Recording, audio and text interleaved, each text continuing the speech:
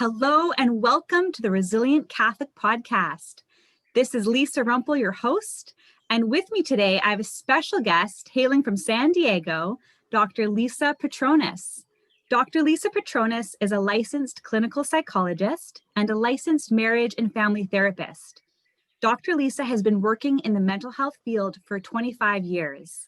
In addition to her private practice, Dr. Petronis is currently working as a consultant on the behavioral assessment team at John Paul the Great Catholic University. When she was younger, she was nicknamed Mike Tyson by her softball coaches because of her extraordinary strength in hitting the softball.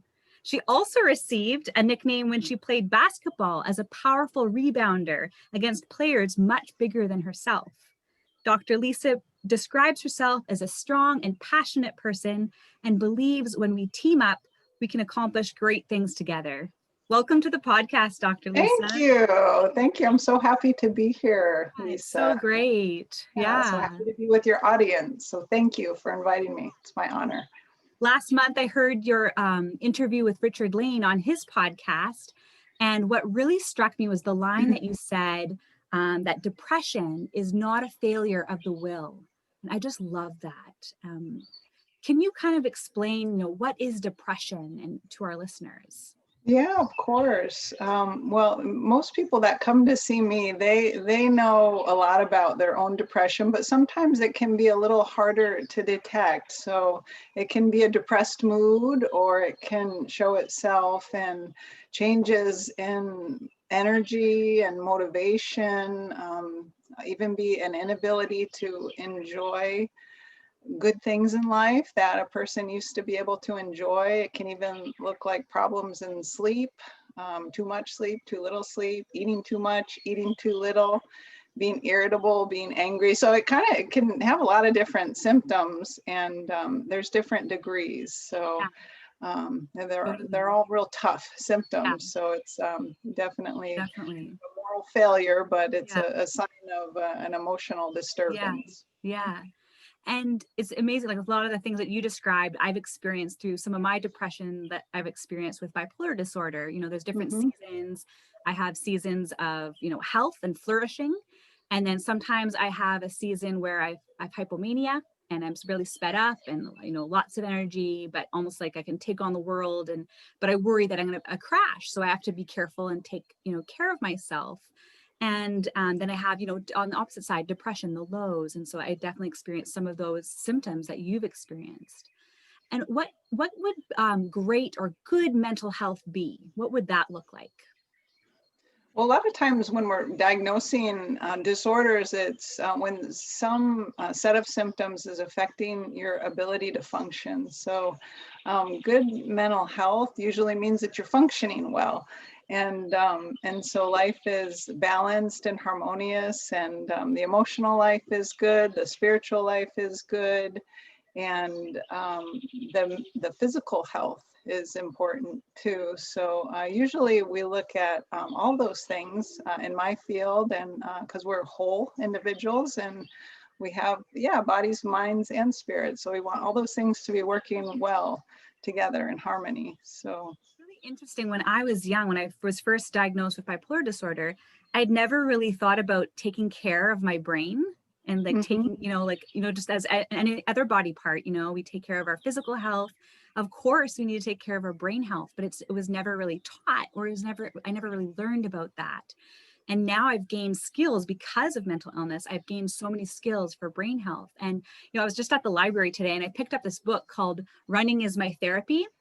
Nice. And it talks about how, running relieves stress and anxiety, it fights depression, and you can live happier. But what I loved is because what you said, health is holistic. It's the whole body. It's the, mind, body, soul.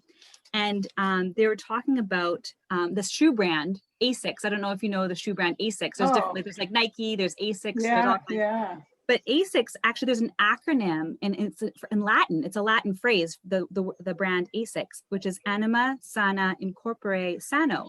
And the literal translation is a healthy soul in a healthy body.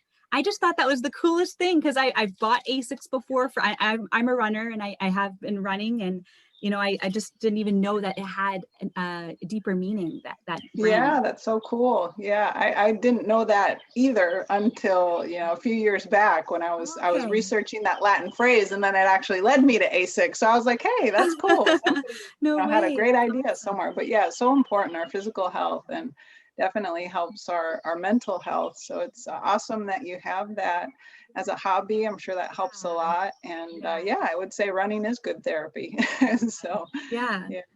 And what are some of the like practical and accessible tips that for mental health that you could offer to our listeners, Yeah, I mean, especially. right now, especially is such a taxing time for us all that we're dealing with the restrictions of being under quarantine.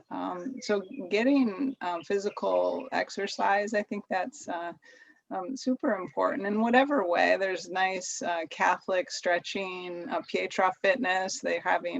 I think they offer a 2-week trial. People can try it out and do that from there as we are in our home offices. That's a nice resource. Just getting outside and walking.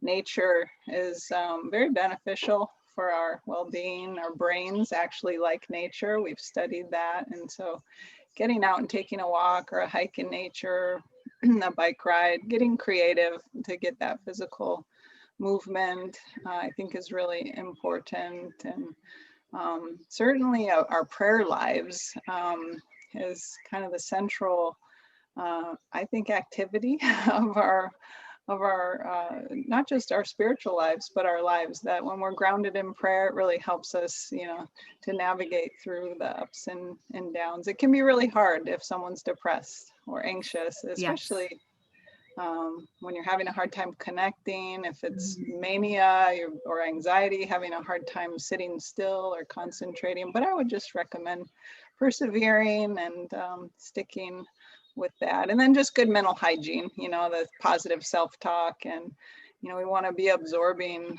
positive things. There's a lot of great materials on gratitude now, to be able to pause throughout the day and consider what we're grateful for, the way that God has been with us or moving in our lives, and doing some kind of relaxation. But we're relational too, even though Yes. sometimes it doesn't feel like it if we're in quarantine. But Yeah. yeah, so tending to the relationships and whatever way is possible, given the restrictions, is very important. And I know a lot of people are getting so creative like you, that here we are in Yeah. two very different parts of the world connecting together, which is a delightful experience. And now we're connecting with an entire audience of your followers and viewers. So Yeah. That's yeah. fantastic. Those are all really good things. Yeah. It's wonderful, like where we live in Vancouver, or like some of the listeners may be in different parts of the world. But yeah, nature, being out in nature, there's Mm. something so special about it. And just having that sense of wonder and awe at even the changing of the color of the leaves, in fall. Or just like for me, like I love cloud formations. Mhm. I've always loved cloud formations. I don't know why. I even love like naming, like, oh, that's a stratus, or that's a nimbus, a cumulus nimbus, or something or other. And just seeing that they change, that they're in the, some of them, like today I was walking and there was these, I called them storybook clouds, because they're just big and puffy. I think they're the cumulus clouds, and it's just a bright blue sky with these big white puffy clouds. And I was like, wow, it's just like a storybook painting. Like, this would Yeah, be in a storybook. But that's there's just awesome. something Yeah, wonderful you're about it. you're so right. Yeah, just to be able to connect, with the majesty, the glory. I mean, there's just something physically that draws us in and connects us to the transcendent with God, and even just like you're saying, having fun with it.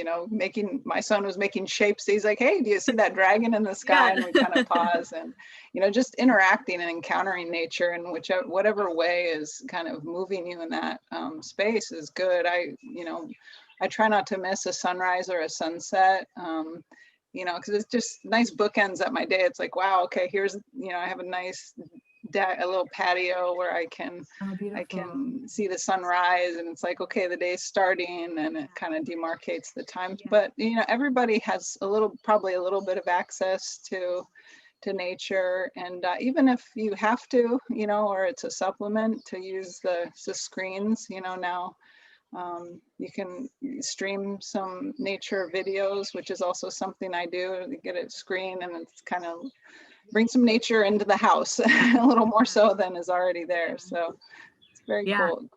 I remember a lot of different ways to do that. So many different ways.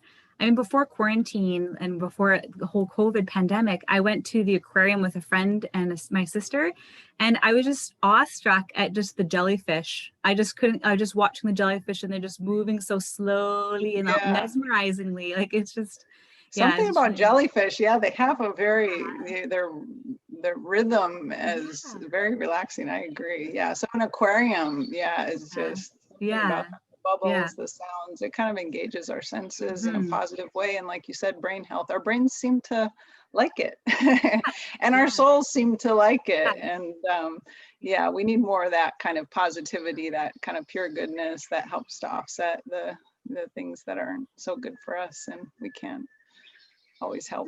I even find silence, I'm trying to add more silence into my life, because often I'll have noise, like I'll have my music on, or I'm watching a show, but like just kind of turning all of that off and just like having silence. And I think that's it's also very important skill that is good for mental health, to quiet the mind. And in the spiritual life, we know our great spiritual tradition gives us so much about the silence.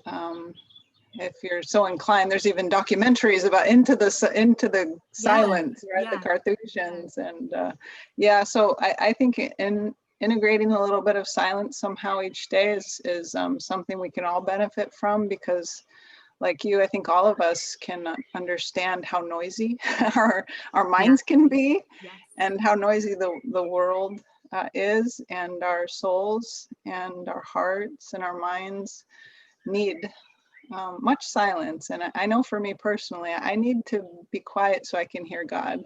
I can't always make it out otherwise, and so I try to include that as well.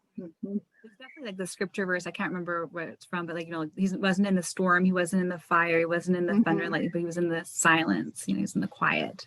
And that's when he speaks to us, and often that's when I do hear, inspiration from him. Beautiful.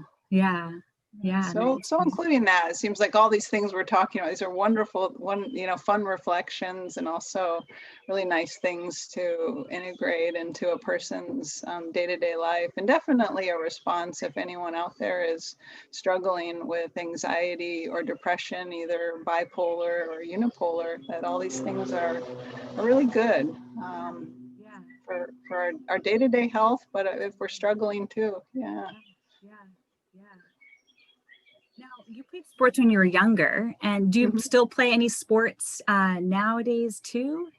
I would love to, but mostly I'm a spectator, and then I get out there and work out. And as far as the organized sports, I'm a fan now of my kids, and in the community, helping to teach virtue to young people and integrate sports as well. But I'm still a sports lover, and I'm very physically active. It's also something that I still love to do. But you'd find me playing basketball for hours on end. I could spend all weekend out on the courts when I was younger. But it's just, sports is such a wonderful avenue for growing as a person, and learning virtue, learning wonderful character strengths, and practicing them, and just a lot of fun, I think. So that's awesome. So you're a runner, right? I'm a runner. I mostly do like single sports, solo sports, running, rock climbing, dancing. Good for you. I try. When I run now, I do like wind sprints, and What's one highlight that you remember from playing sports, something that you really took to heart, or still you do in your own life now? Honestly, I think it would have to be my coaches. You know, it was so much fun. I have to say, it's just there's a lot of things that are fun in life, but sports for me is just so much fun, such a source of joy. But yeah, it was definitely my coaches who, you know, having people, you know, just the presence of people who care for you and see good things in you, and able to really encourage you to push out, maybe beyond what you thought you could do, achieve things that maybe surprise yourself. And so it's such a gift to have people like that in your life, and that I think really translates over into the work that I do, psychotherapy, just being able to see people and be able to encourage them, maybe see past the place that they can see at that time, and be that strong kind of voice that sets them on a course, you know, through some training to reach, you know, some higher heights. So I would say that that has to be kind of my experience of it. Yeah, is what was the sweetest. Mm-hmm. It's awesome.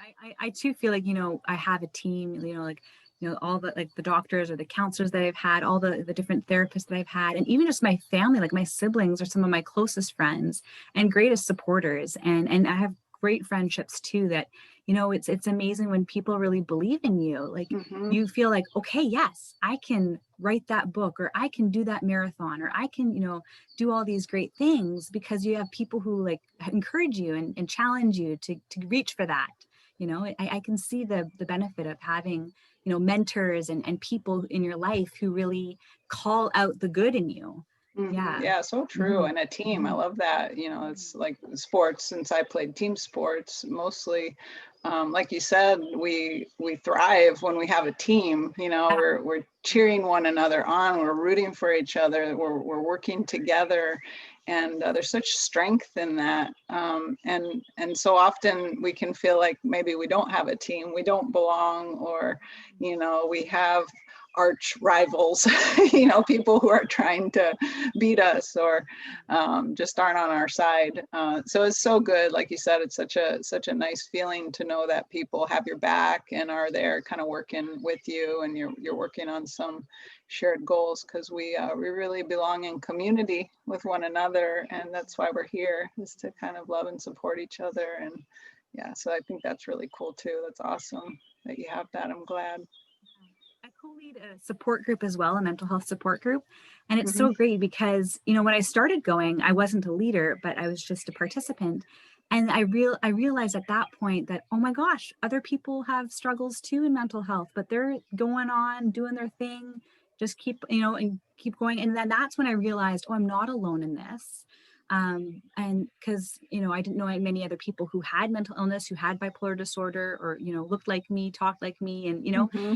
and it was just so validating to know, okay, other people struggle with this too.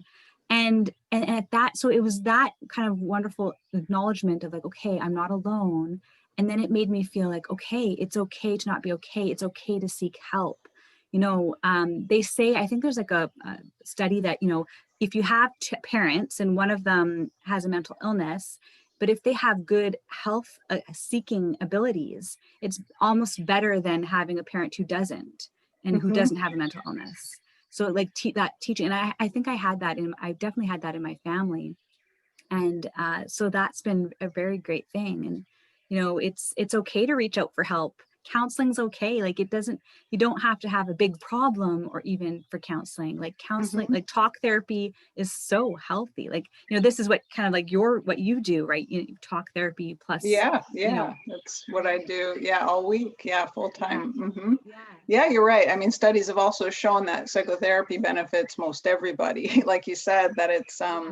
and people are starting to appreciate that. But boy, it's sure helpful when you know you're not alone, and you, like you said, it takes a lot of courage. Not everybody has a family that encourages getting help, but definitely helps if you have a family that kind of teaches you to, hey, ask for help if you need it, and give you the tools that help, even if you have mental illness. But yeah, I think people in our society are starting to understand more that mental illness, like we're talking about, is not a moral failing. It's not something that a person needs to be ashamed about. And there's been a whole lot of research and study, and there's a whole lot of help out there, and it just feels so good to get help when you're struggling with mental illness. And like you said, so refreshing to have that feeling that you're not alone and it's okay, and there's nothing wrong with you. You're perfect just the way that you are, and there's a way through the things that you're struggling with. So yeah, I love that about therapy. It's such a therapy and the whole kind of mental health field, like you said, is a lot of different aspects to it. It's not just therapy. It can be in the form of a lot of other supports. So it's just so filled with hope and so much love too. Most of the people that get into the mental health field are like you, very loving. And yeah, it's always a very positive atmosphere. Mm-hmm. Awesome. What inspires you or gives you hope? Oh, wow. That's a great question.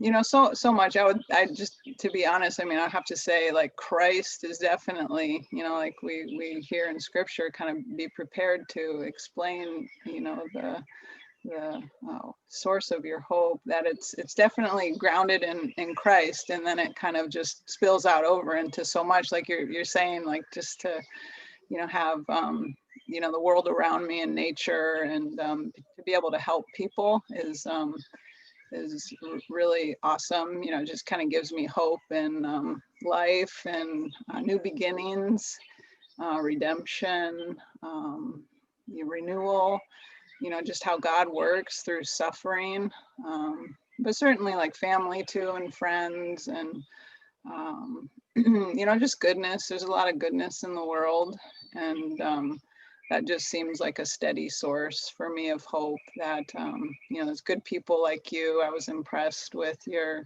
ministry that you're doing. I thought, wow, that's really good. You know, so something like that I encounter, it's like, wow, that makes me feel hopeful.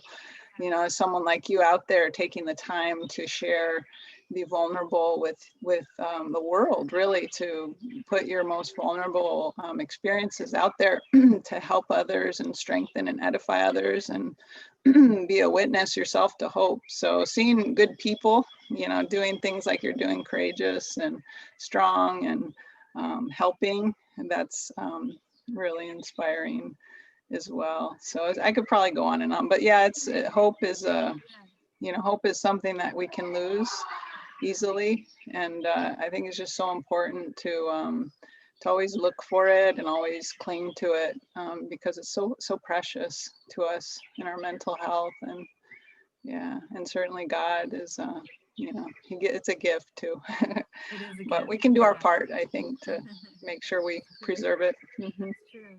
Hold on to it. Yeah. Yeah. Oh, that's beautiful. Thank you for taking the time today and Yeah, it was so chat. delightful. And Yeah. where can people find more about you? You know, if they're interested in therapy, or if they're just interested in knowing what you do, and Mm-hmm. your Well, they can certainly go to my website, drlisapetronis.com. It's DR abbreviated, and then Petronis, like Petrus, Petronis.com. And then I'm working myself on a blog about the cardinal virtues. Yeah, and kind of integrating those into daily living, and treatment for depression and anxiety, and just kind of how our faith, you know, we can kind of integrate it in a way that's conducive to our mental health, and how much wisdom is there. So that should be out soon. We're working on getting that launched as well. But yeah, that's really exciting. That's probably the best place to find me. And then maybe if I come back and see you sometime. Yeah, absolutely. I'd love to have you back. It's Thank so you. fantastic. I would love to come back.